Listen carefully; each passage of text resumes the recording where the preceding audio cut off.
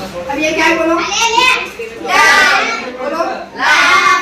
अगर लाम पर जज़म हो जाए, अगर लाम पर जज़म हो तो अलिफ लाम बोलो अलिफ लाम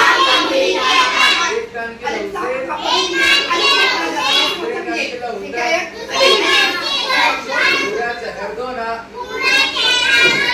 नंबर 1 अब यहाँ देखो क्या है? अगर जज़म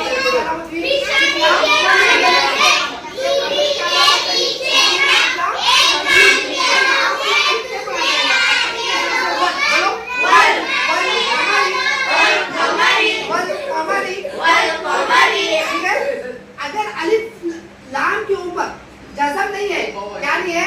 जज़म नहीं है, इसे बोलती है अलिफ लाम समझी क्या लाम। जैसे मसलन समझो,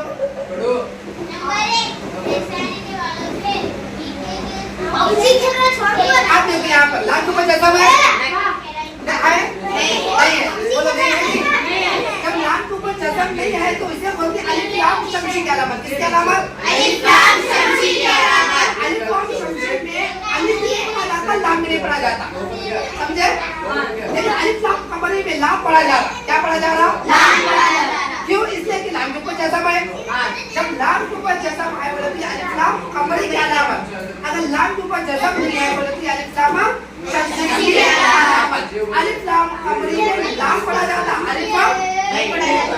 अलिफ लाम शम्सी में अलिफ भी नहीं पढ़ा जाता, लाम भी नहीं पढ़ा जाता। वल कमरी वल कमरी वल ज़ा